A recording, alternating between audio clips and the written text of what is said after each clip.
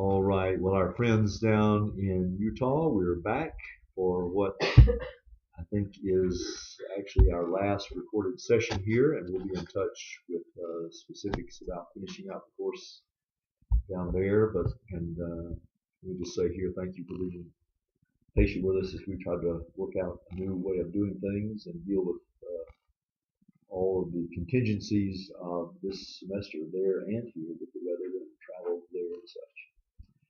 But we're moving in our last section here to the last of the 10 toledot sections, which is called in Genesis 37:2 the generations of Jacob.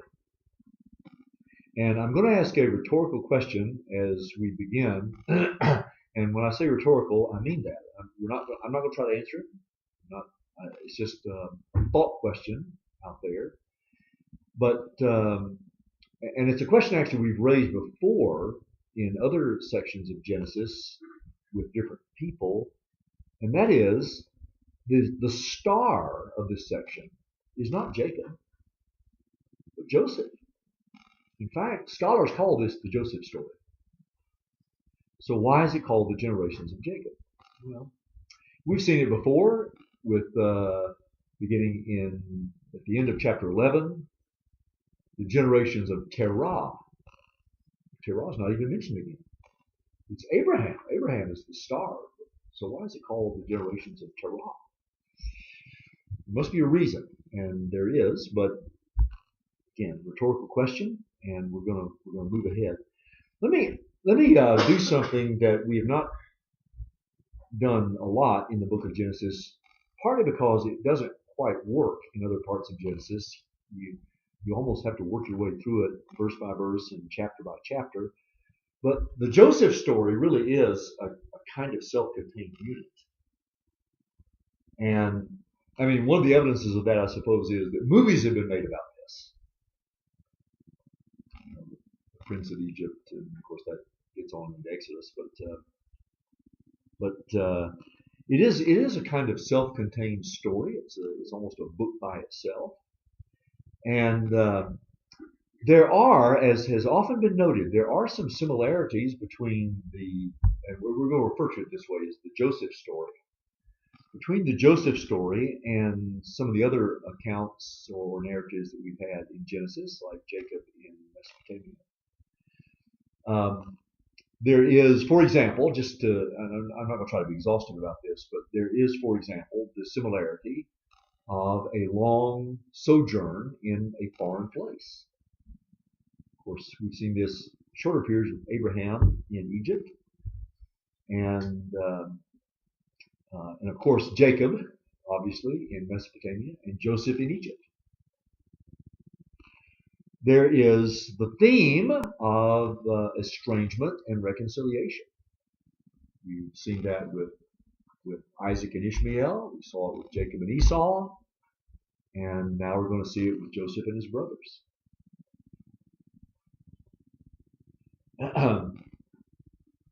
Another thing we can say about this, about the Joseph story, is that it does something that the other stories do as well, and that is, and we just saw this, for example, with Esau in chapter 36, that it fills in some of the gaps. It helps prepare us for the book of Exodus, but also for later portions of Scripture where we learn here details of Jacob's family and family history that become important later on. There are some distinctives to this story, although here again there are some similarities. One of the most obvious distinctives is that in the Joseph story there are 3 sets of dreams. And each set has 2 dreams. There is the Joseph dream, or the Joseph set, chapters 30 or chapter 37, 2 to 11. In fact, that's the very next part of our chapter here. Now, Israel loved Joseph more than any other of his sons. We talked about the family dysfunction in Jacob. And this is a pretty good example. parents understand at least at some level that you shouldn't play favorites with your children, but parents do, and Jacob certainly did. And understandably, partly for that reason, the brothers hated him because he was so obviously favored. And in verse 5, now Joseph had a dream. And then he has another dream. Verse 9, he dreamed another dream. So there's the Joseph set of dreams. Then there are the two prisoners, the cupbearer and the baker. After Joseph is in prison, falsely accused, of course. And these two different prisoners have dreams, and Joseph interprets the dreams. One is good, one is bad. But they come to pass, of course, just as Joseph interpreted. And then there are the two dreams of Pharaoh. And Joseph interprets those. Then, in the Joseph story, there are a number of different relationships that are not just mentioned, but that are fairly fully developed. Joseph and his family, Joseph and his brothers, Joseph and his father, but especially the brothers. I mean, that's a huge part of this whole story, at the beginning of it and at the end of it. Of course, at the beginning of it, they hate him. At the end of it, they fear him. It's an amazing story. All the relational connections. And then there's the relationship of Joseph and Potiphar, or to be more accurate, Potiphar's household. We don't read much about Joseph and Potiphar himself, but of course his wife. Although certainly had a relationship with Potiphar too, because Joseph mentions at one point when he's resisting the wiles of Potiphar's wife, he talks about how his master has entrusted everything to him. So obviously they had a good relationship and such, all destroyed through no fault of Joseph's own. And then, of course, Joseph and the prisoners. That's a remarkable story. When we get to it, we'll see a couple of fascinating elements to that story. And then, of course, Joseph and Pharaoh. And, of course, the book of Exodus and the whole story of the Exodus turns on the fact that there arose in Egypt a Pharaoh who did not know Joseph.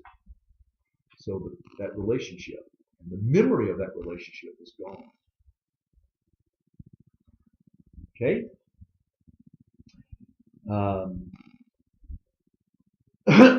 And then in the Joseph story, there are two episodes of, well, I guess we would say in both cases, false accusation. The brothers who accuse Joseph, although theirs is not, the kind of legal accusation, but theirs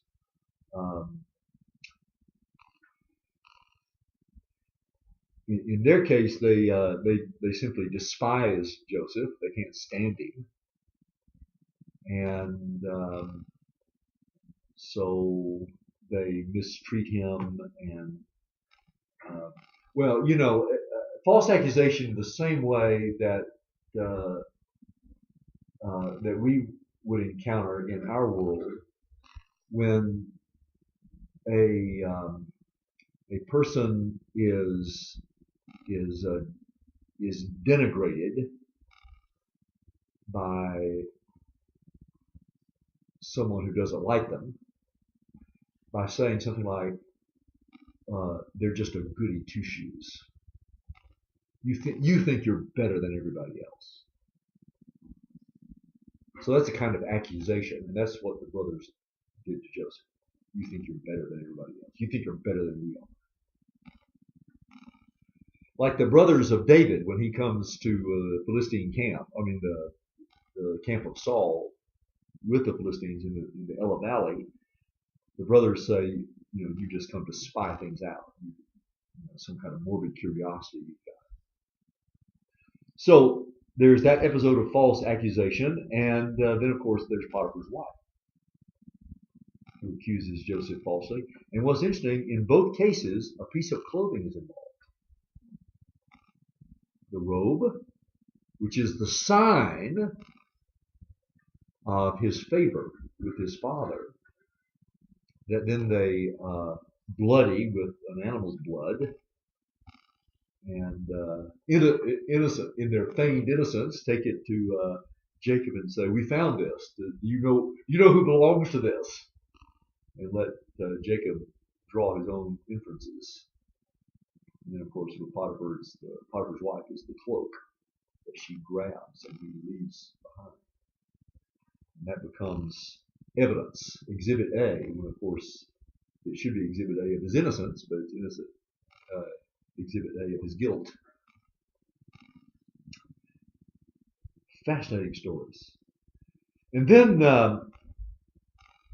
still doing our kind of overview here, I'll say a couple of other things, and then we'll begin to look at the scenes of this unfolding story. But to the degree we could isolate a theme for this section, the theme would have to be wisdom. That everything in the story turns on the wisdom of Joseph. And, it's almost like, in fact, I guess I should say almost. I want to be very careful not to go beyond what I know. But it is almost as if Moses, in writing this, is giving us an answer to the question, what is wisdom? Well, here's what it is. It's like this, and this, and this, and this. It's in the life of Joseph himself.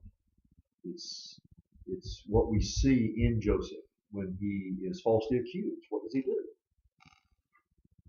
When he is hated, what does he do?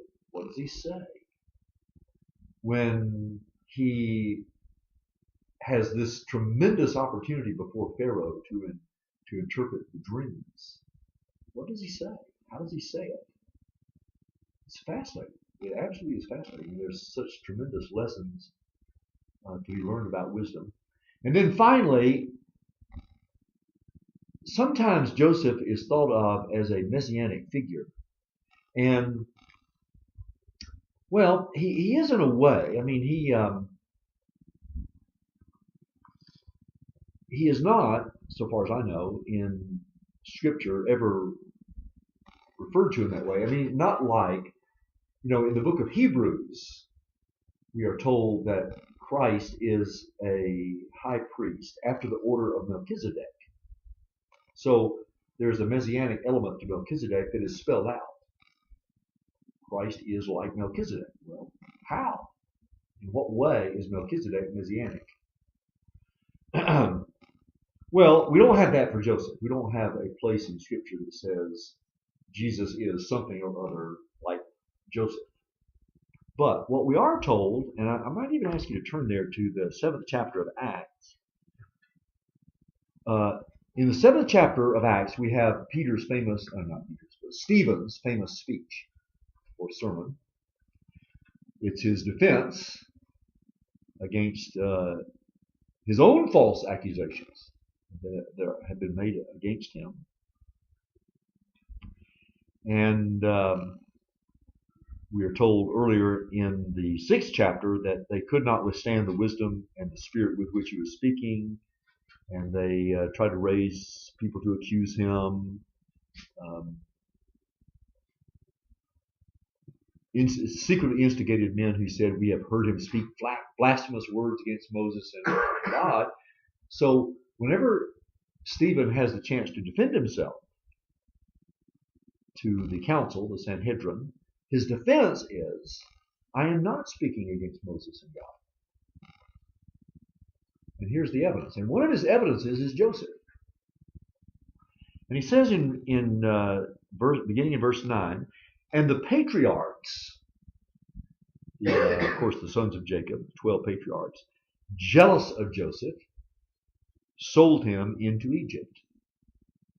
But God was with him and rescued him out of all his afflictions and gave him favor and wisdom before Pharaoh, king of Egypt, who made him ruler over Egypt and over all his household. And he goes on. I mean, he develops this fairly extensively all the way down to verse 16. Jacob went down into Egypt and he died, he and our fathers, and they were carried back and so forth. So Jacob and his family were protected by Joseph, even though the brothers, and this is the key, this is Stephen's theme. The brothers were jealous of Joseph. They hated him, and yet God was at work precisely through the one they hated to bring about salvation. And at the end of all this, he in an indirect way, but at the end of all this, he brings this all around to Christ. And his theme, in essence, is the same thing you did to Joseph, you did to Christ. You did not understand that God was at work through this man for your own salvation. So in that sense, yeah, Joseph is a messianic figure. But of course, in that same way, Moses is, because Stephen mentions Moses.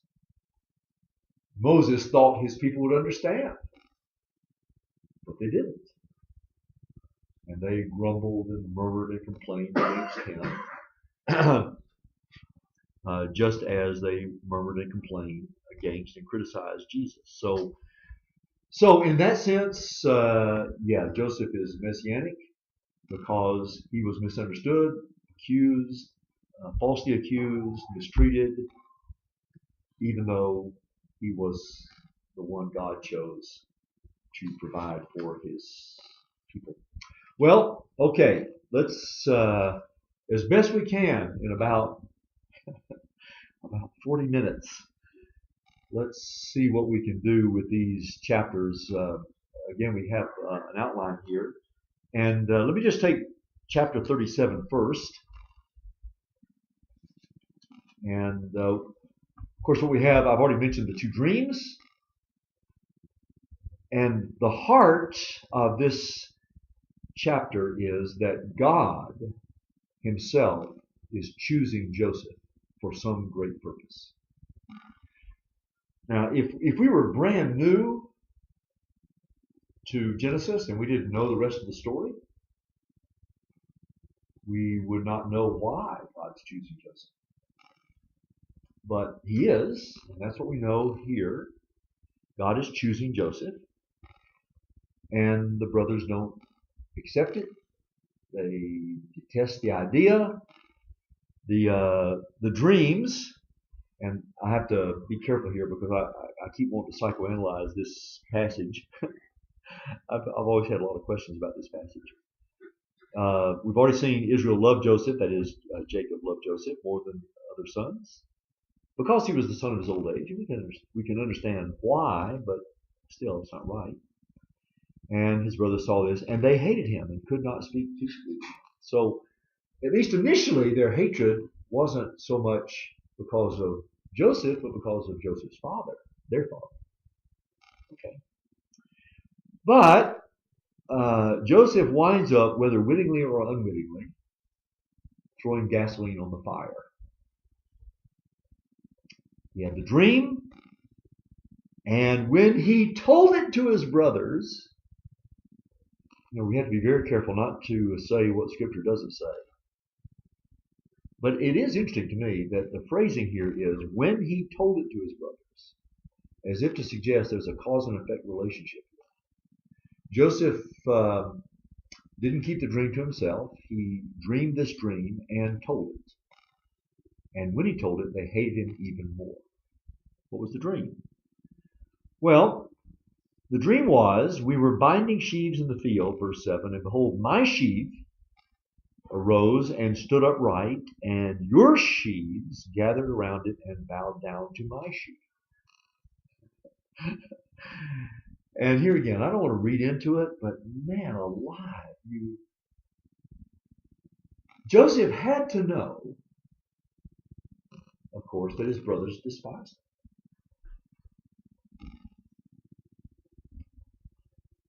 So you almost cannot help but wonder why on earth would you tell them this dream? What did you hope to gain by this? We were talking about this during the break, and we were saying too that there's such a thing as being a guileless person, and you honestly do not realize the fire And that that is gasoline possible. that you. And then when it says that Jacob loved him the most, some children are easier to love than others. That's true. That's certainly true. And maybe he was just this kind of individual. Maybe so. Although it says he loved him because he was the child of his old age. That too, but there were other sons, some of them very disappointed. Yeah. That's absolutely. Yeah. And so that could be. My only comment though on the guilelessness of it is you might say that about the first dream, but not the second. Because the second dream he did the same thing. So they hated him even more for his dreams and his words. Are you really going to rule over us? So clearly they're talking to him. So he knows now the kind of reaction. If he didn't know before, and I think he knew before, I don't, he was by this time a teenager for sure. Not to have known what his brothers thought about him, almost impossible to imagine. But okay, we could grant it on the first dream, but not the second. He dreamed another dream and told it to his brothers, and said, "The sun, the moon, the 11 stars were bowing down to me." He told it to his father and to his brothers. Even his father reacted negatively, despite the fact that he was his favorite. So his brothers were jealous of him, but his father kept the saying in mind. This is like Mary. She pondered all these things in her heart. So what this tells us is Jacob wondered about this. He didn't react well to it, but he couldn't get it off his mind. He did wonder about it. That's a pretty important clue. That God is up to something here. Jacob recognized there's something to this, but at this point didn't know what. And again, I say at this point we don't know what. If we just had this, if we were just following the story and didn't know. So his brothers went out to pasture the flock, and now Israel sends Joseph on a mission to the brothers, similar to Jesse sending David.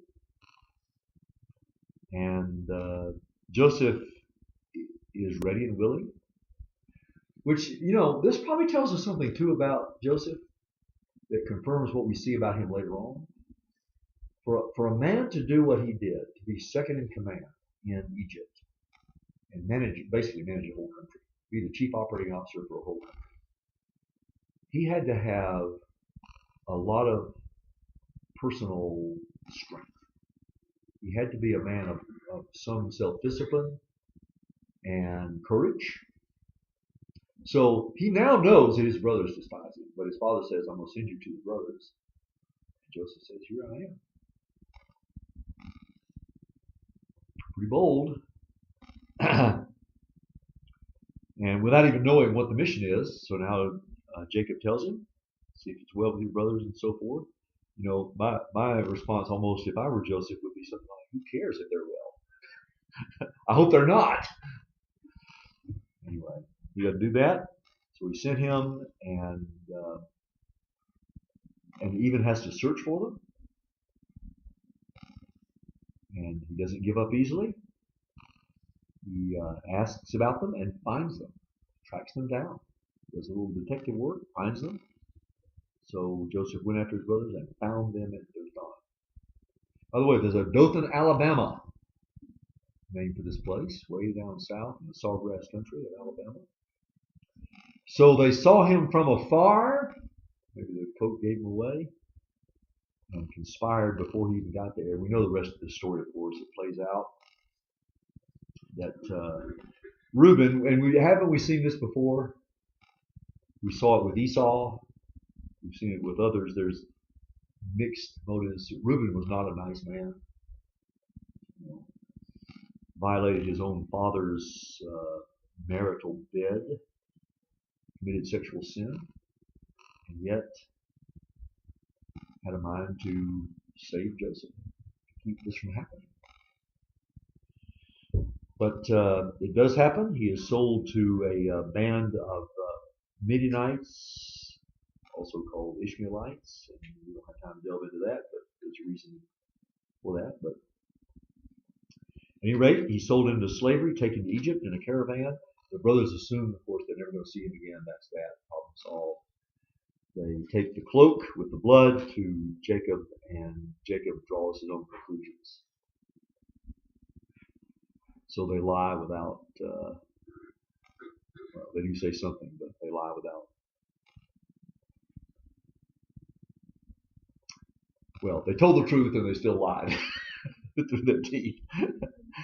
So the Midianites sold him to Potiphar, as we well know. And here again, we are being told these little. Well, we'll see it here. We see it later whenever he's in prison. That there are these little indicators that even though these terrible things are happening, God is with Joseph. He is preserving him, protecting him. He is providentially with him. Just an incredible reminder to us that when things look their darkest, God is still God. Uncertainty doesn't mean abandonment, and difficulty doesn't mean abandonment. You know, I teach ethics. In fact, we have it on the schedule for next spring, and when I teach ethics, I think I might have mentioned this in this class, but when I teach ethics, I have one session where I go through criteria, so to say, for knowing the will of God. Have I mentioned this before? I think maybe I did, but anyway, if I did or didn't. One of those that we mentioned, and there are a bunch of others, I've got a whole list, but one of those is that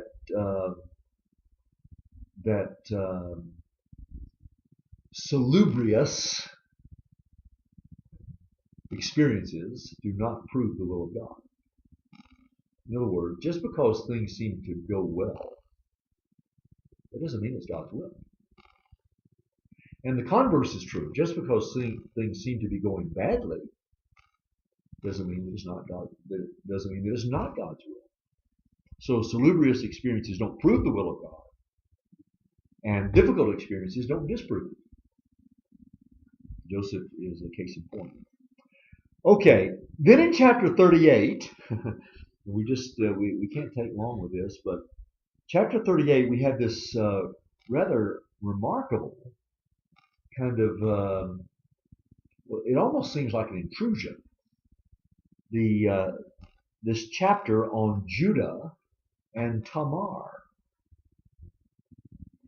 And it's a story that depends on the concept that will later be spelled out in the Mosaic Law of the Levirate marriage, which plays out in Ruth, the book of Ruth, when Boaz, as the near kinsman, marries the widow of his relative.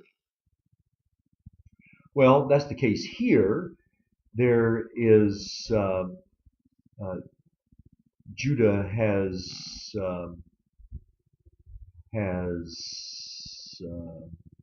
sons, and he took a wife for, this is in verse 6, for his firstborn. Her name was Tamar. But Judah's firstborn, was wicked in the sight of the Lord, and the Lord put him to death. I'm not told what he did, but he was a wicked man. God killed him. Then Judah said to Onan, go into your brother's wife. It's kind of salacious here, but anyway, Onan refused to perform the duties of a brother to his brother's widow, and the Lord put him to death. So Judah said to Tamar, his daughter-in-law, remain a widow in your father's house till Shelah, my son, grows up. He's a boy. implying that when he's old enough, that he'll become your husband. Well, that doesn't happen for whatever reason. And so Tamar realizes that it isn't going to happen. And so she plays the prostitute with Judah. And again, you know the story. It is a salacious story. But it was discovered about 3 months later, verse 24, that Tamar, the daughter-in-law of Judah, has been immoral. As if Judah hasn't been. And moreover, she is pregnant by immorality. And so Judah says, bring her out, let her be burned. And as she was being brought out, she sent word to her father-in-law by the man to whom these belong, meaning the tokens that he gave as a pledge because he couldn't pay for the prostitute. I am with child. And so Judah realizes that he's the man. And he says, she is more righteous than I, since I did not give her to my son Shelah. Well, this is a very interesting passage, and as with the case of the chapter on Esau, you have to ask, why is it here? And many Old Testament scholars have suggested, it's out of place or just plugged in here for no apparent reason. Well, no. First of all, it helps to fill in the story because even though Joseph is the star of the show in this section, Joseph is not in the line of the Messiah. Judah is. And the sons who are born here are like Jacob and Esau, twins, and one of them is chosen, and one isn't. So the line continues here, but not through Joseph. As great as Joseph was, he's not the one. And even though later on in chapter 48 he's given the birthright that originally belonged to Reuben, apparently, he is not the one. It's not his children who are in the line of God. And then another reason, perhaps, for this chapter's being here is that it comes just before the experience of Joseph with Potiphar's wife. So here's Judah, who is in the line of the Messiah. He's the new he's the new possessor of the birthright because of the sin of Simeon and Levi and Reuben. But he isn't a sterling character. Joseph is. Everything that Judah is not, Joseph is. And yet, the line doesn't go through Joseph. It goes through Judah. Is that just to show us? Yeah, I think so. Not many wise, not many God uses. I mentioned just before the break that in the genealogy of Matthew there are 4 women.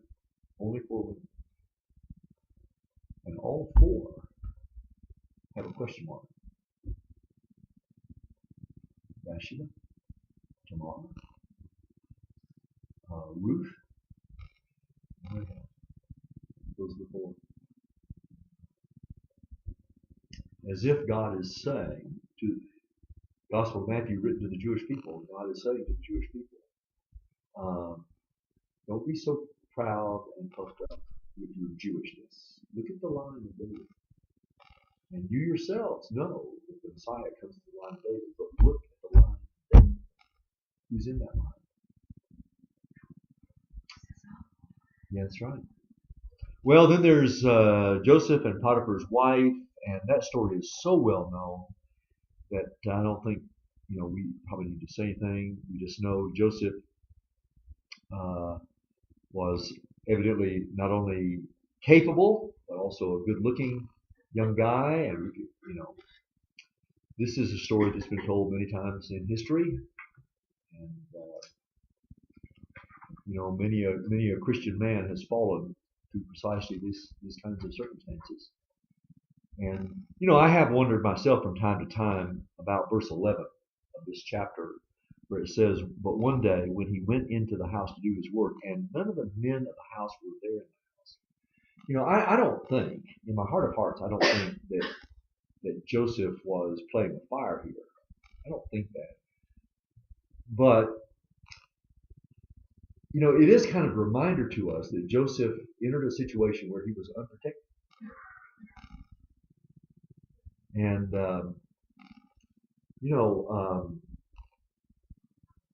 I'm pastor, of course, over at Christ Church, and whenever we moved into that building, the door in the pastor's office, even though there's a secretary right outside, the door was a solid door. And so the first thing we did, like the first week we were there, I said to the men, put a window in that door.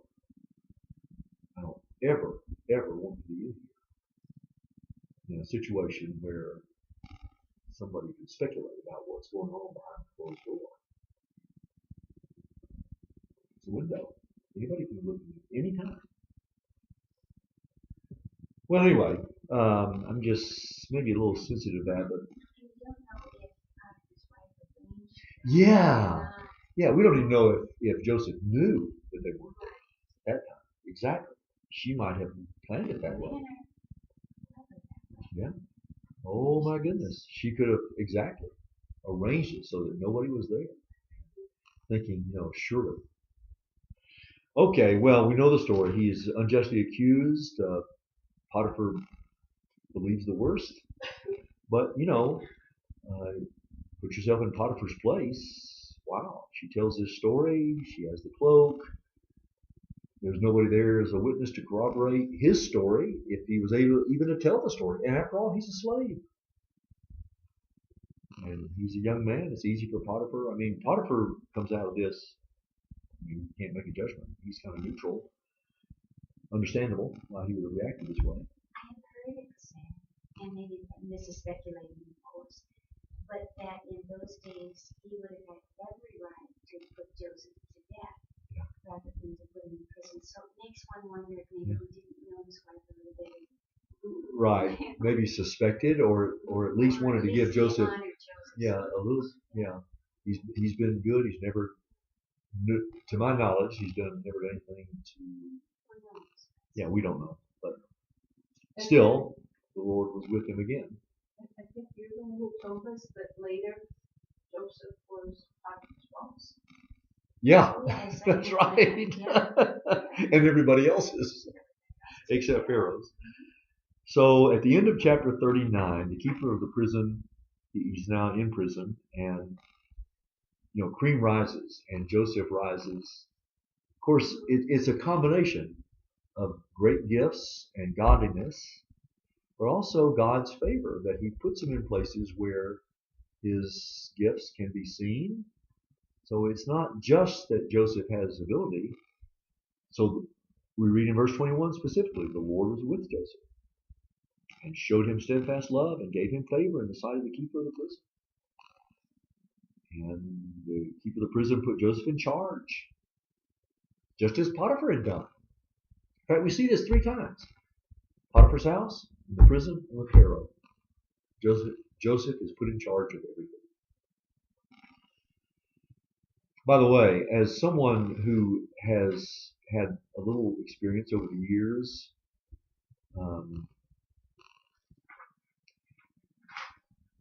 leading organizations,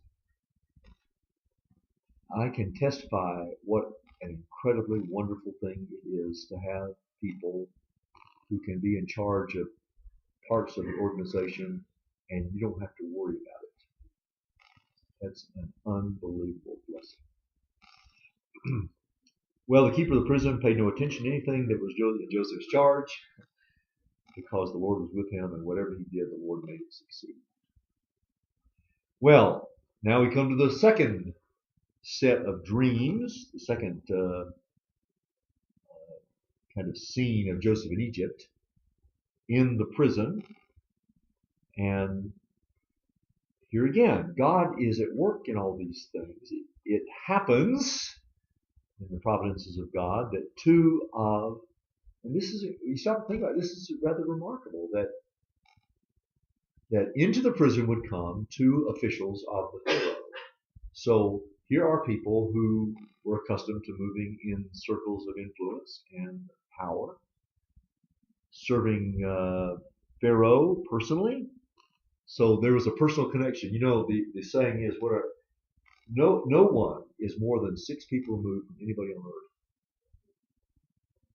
But if you just knew the right people, 6 phone calls, you could talk to anybody on earth.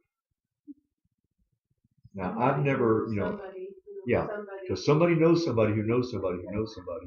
I remember when I was being inaugurated as president of Criswell College, I wanted J.I. Packer to be the speaker, and I had actually met J.I. Packer, but and I didn't think for the world he'd remember me or care, or that would induce him, even if he did, to come and be the speaker at my inauguration. But I knew somebody that I was sure either knew him personally or knew somebody who knew him personally. I felt I was only 3, maybe 2 away. As it turns out, I was 1 away, because the friend that I knew who him personally called him just like that. I got Jack Packer for my speaker. I had to wait about 6 months to get him, but anyhow, we got him. So anyway, Joseph comes to know the cupbearer and the baker, both accused and imprisoned, and we're not told. We're just told that they had offended. They had committed some offense, but we don't know what it was in either case, and whether the prison was justified, we don't know. But what we do know is that they both dreamed. And here's an amazing thing. I'll just point this out. We have so little time, I have to hurry, but I'll point out that in verse 7 of chapter 40, after we're told about the dreams of the two, in verse 5. In verse 7 it says, when Joseph came to them, he saw they were troubled. So he asked Pharaoh's officers who were with him in custody in the master's house, why are your faces downcast today? And what's remarkable about that is Joseph is a prisoner, unjustly accused, but he cares about these fellow prisoners. He actually, this is a remarkable expression of his kind of sensitivity to their feelings. And, well, I've spent some time in prisons, just as doing ministry as such. But from what little I know, that's not the way prison life really works. Anyway, be that as it may, it's a remarkable testament to his character.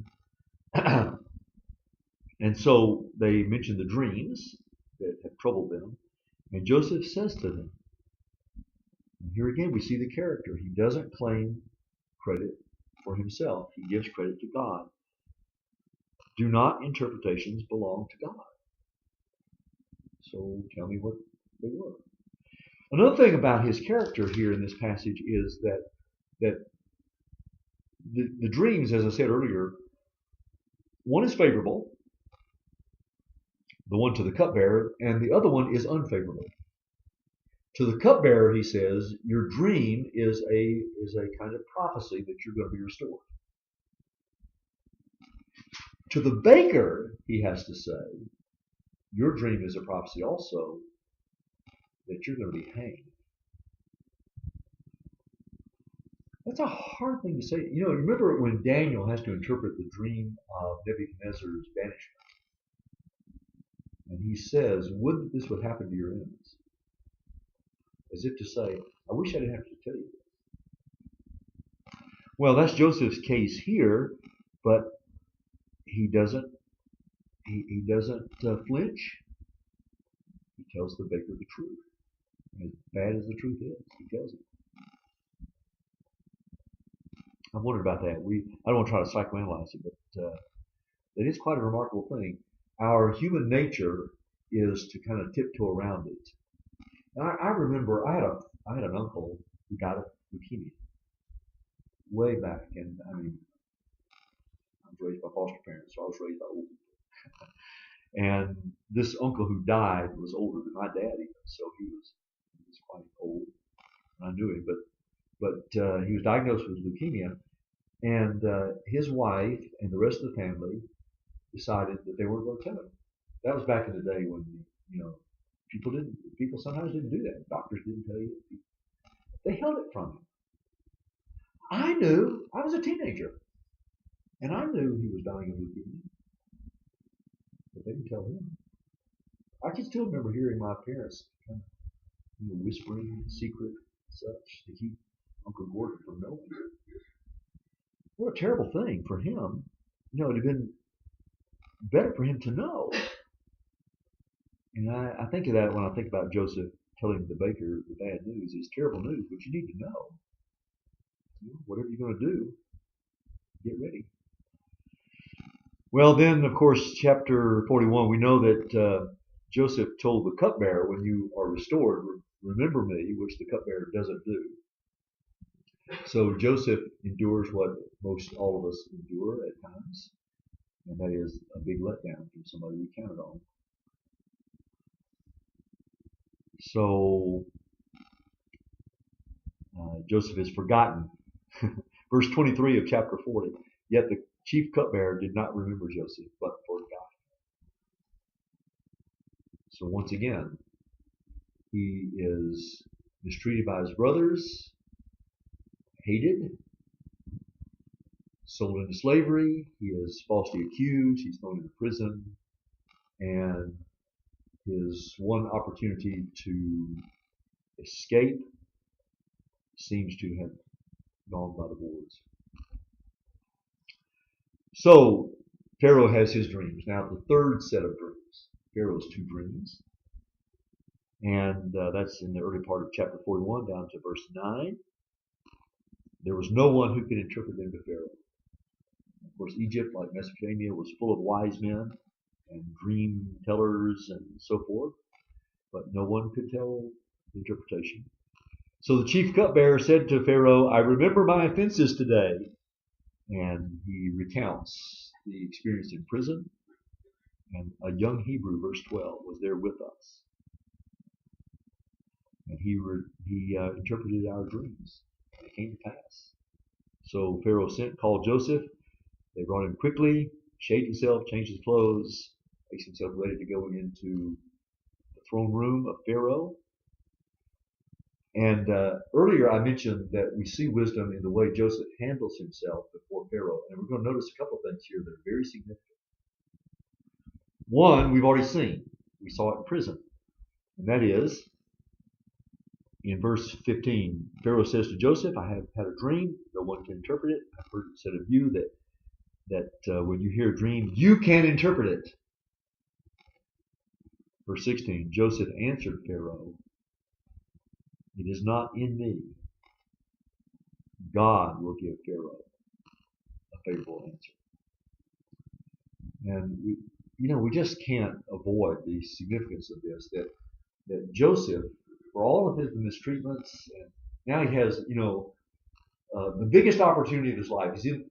He's in the finals of American Idol. This is his big chance, but he takes no credit. God can do it. God will do it. So Pharaoh tells the dreams, of course, and verse 25, Joseph interprets, and again he says, God has revealed. It's not me, but God has told you what he's about to do. And he interprets the 7 good cows and the 7 lean cows, the ugly cows, and the good ears and the empty ears. And it is, verse 28, it is as I told Pharaoh, God has shown Pharaoh. Once again, God 3 times. God, God, God. And then 4 times in verse 32, and the doubling of Pharaoh's dream, the fact that you saw it twice, means that the thing is fixed by God, and God will shortly bring it about the 4th time. Now, I said there are a couple of things to note. One thing is his amazing single-hearted focus on the glory of God. God, God, God, God. I didn't do this. I can't do this, but God can and God has. But the second thing is that Joseph proposes a plan to Pharaoh. Now, we don't know exactly how long Joseph had to prepare for his interview. It clearly wasn't long, because we're told, verse 14, they quickly brought him out of the pit, and he shaved and he changed clothes. So, granted that things moved more slowly in the ancient world, I guess, than maybe they do for us. And we don't know how far he had to travel maybe to get to Pharaoh, for sure.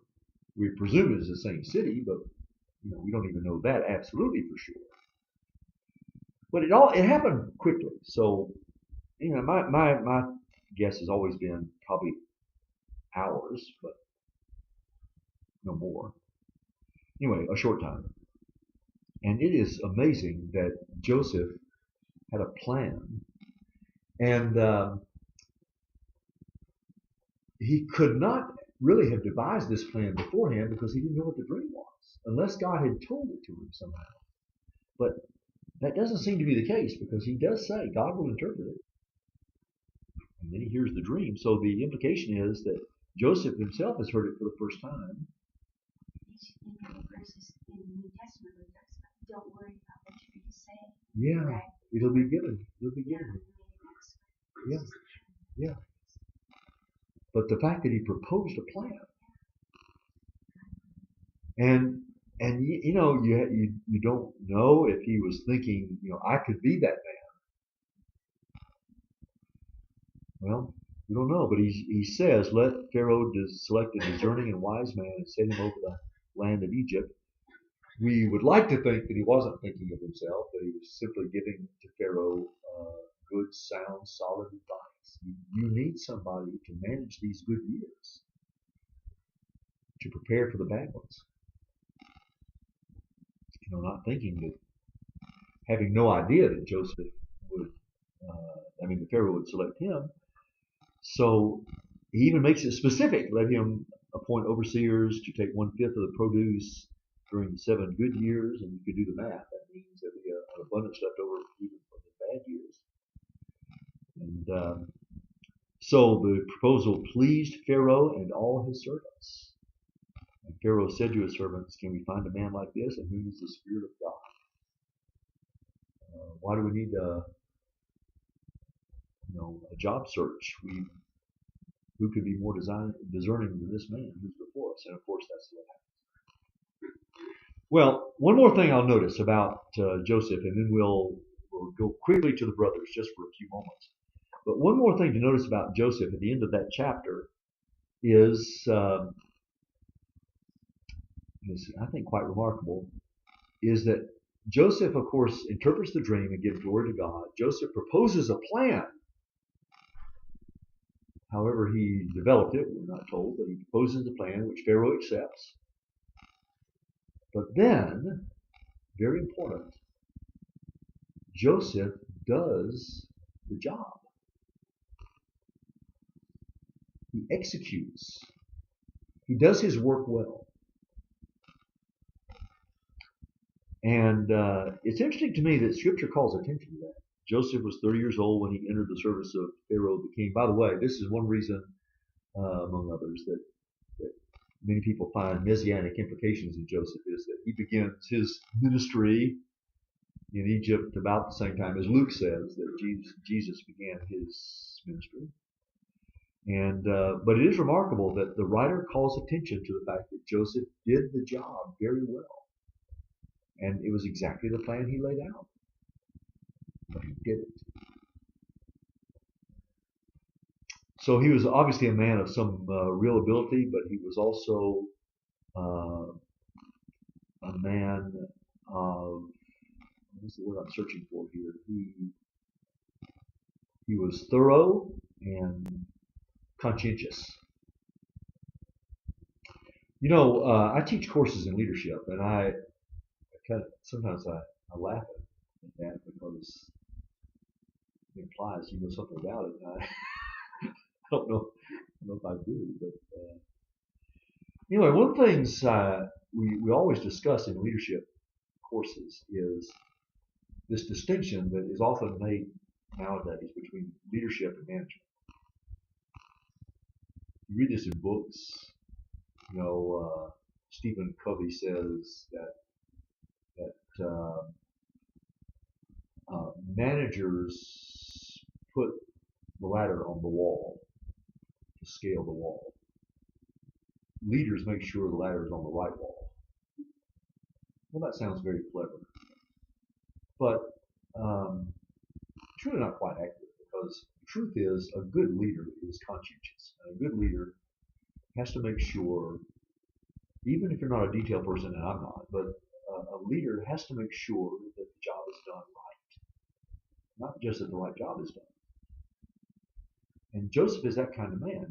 He's a model of a leader because he has the right kind of strategy, but he makes sure that it's done right. So a good leader has to be a good manager too. That's all. All right. Well, chapter 42, of course,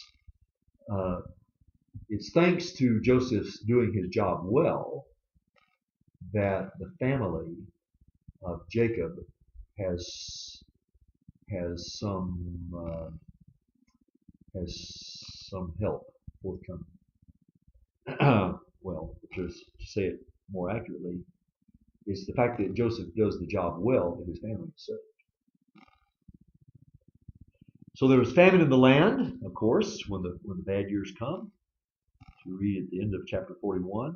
And when Jacob learned that there was grain for sale in Egypt, there was enough grain. They had done such a good job that they not only had grain for their people, but they had grain to sell, surplus.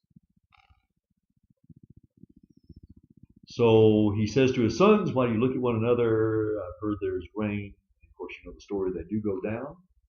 Joseph was governor. He recognizes his brothers when they come. Verse 7 says of chapter 42, "But he treated them like strangers and spoke roughly to them."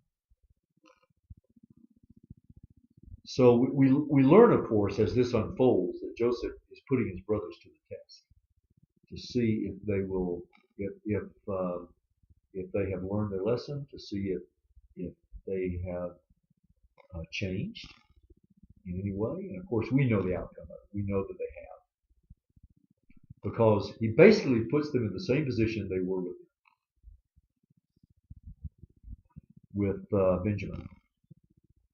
Because as we know, they come, he accuses them of being spies, and they say, "No, we're not," and they tell the story, and it's a true story, of course, but they tell the story. And the verse 18 says, "On the third day Joseph said, 'Do this and you will live, for I fear God. If you are honest men, let one of your brothers remain confined here while you're in custody, or where you are in custody, and let the rest go and carry the grain, and bring the youngest brother, bring Benjamin.'" So the brothers realize that their sins are finding them out. They are terrified, it says, afraid and distressed, and so their sins have found them out, as they say. But they have no choice now. So Simeon is the one who is left, and the rest go back, and they tell Jacob, and Jacob says, "Why in the world did you tell him all this?" And he says, They say, "What could we do?" He asks specifically, "What could we say?" Well, and of course, they got their money back, and they're fearful about that. But obviously, even though we're not told, Joseph had provided that money, and so forth and so on. But I'm having a hurry because our time is just about gone. But chapter 43, the famine is severe. I referenced this a moment ago. Jacob says, "Go back, buy the grain." And they say, "Well, he told us we wouldn't see his face if we didn't bring Benjamin." Jacob first refuses, but it gets bad enough, necessity is the mother of invention, and so Jacob finally acquiesces, and he allows Benjamin to go back, take double the money with you, carry whatever gifts you can.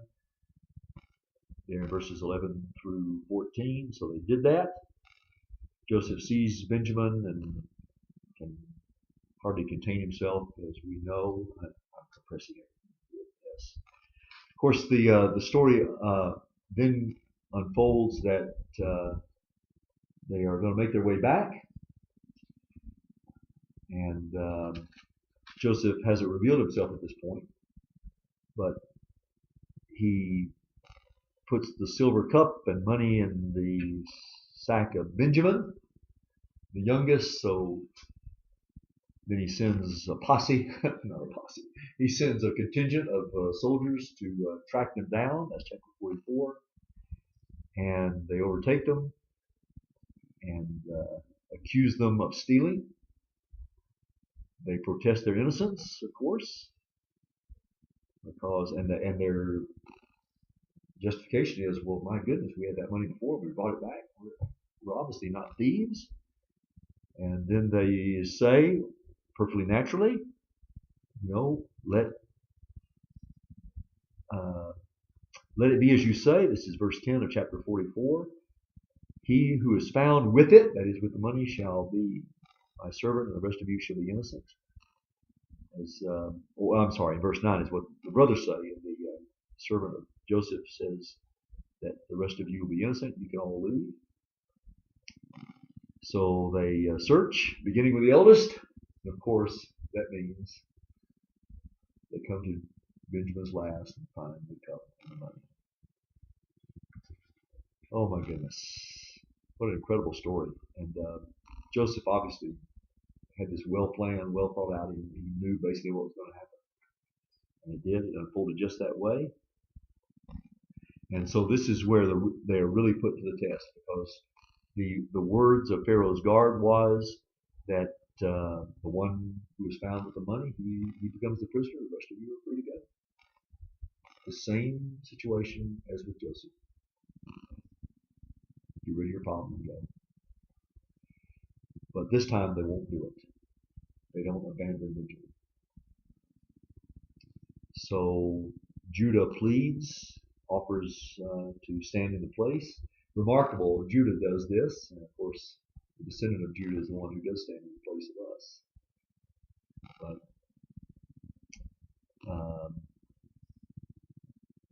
I know we're having a hurry, but the end of all this, of course, is that Joseph, chapter 45, verse 1, he can control himself no longer before all those who stood by. He makes everybody leave. So no one stayed with him when Joseph made himself known to his brothers, and he wept aloud, so the Egyptians heard it. And they, of course, we can just imagine how would an actor portray this. As we say, I wish you could have seen the look on his face. Don't you wish you could have been there and seen the look on their faces when they realized this man, they had no idea. And Joseph, goodness. And here again, the character of Joseph. When he reveals himself, the brothers were dismayed. Verse 3. But Joseph comes near to them and says, don't be distressed or angry with yourselves because you sold me here, for God sent me here. And he says it 3 times. God sent me here. Verse 7, again, God sent me before you. Verse 8, so it was not you who sent me here, but God. So he explains to them that there's still there are still 5 more years of famine left, and at that point the invitation is extended with the Pharaoh's permission to bring the whole family down into Egypt, the land of Goshen.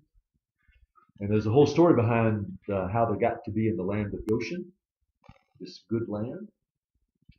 And but we won't really have time for that today. So, but it does play out as we know, and at the end of all this, we're in chapter 48. We've skipped over all the rest. The family does come and settle, of course. And at the end of it, in chapter 48, and we've talked about this already, so I don't need to go over it again. Jacob blesses Ephraim and Manasseh. And even though it's rather indirect, he seems to be positioning them in that birthright position. He adopts Ephraim and Manasseh. That's how they become tribes in their own right. Not Joseph, but Ephraim and Manasseh. And because Rachel was the wife for whom he had worked and initially, he considered her his first wife, even though she really was the second, and therefore considers the sons of Joseph his firstborn. And so that's the significance of that. But here again, the elder is subordinated to the younger. That remarkable passage. And then chapter 49, the blessing of Jacob on his sons. We talked about one of those. The rest, all the tribes are mentioned. Some just very, very briefly. But all these passages are descriptive of what actually happened to the nation of Israel. It works out exactly the way this blessing unfolds. And then Jacob dies at the end of 49, and the whole family goes to bury their father at the place that Abraham bought for Sarah, near Hebron. And chapter 50 then is the conclusion of all this. After the death of his father and the burial, we read of that. Again, with Pharaoh's permission, and very much in contrast to Exodus, when Moses and Aaron make the appeal just to go into the wilderness and worship. And the Pharaoh refuses. But here, Pharaoh has no qualms about it. Of course, at this point, they're not slaves. They're, in a way, honored guests. So Joseph returns, and as we've already talked about this, that at the end of it all, after Jacob is gone, Joseph's brothers saw their father was dead. It may be that Joseph will hate us as we hated him and pay us back.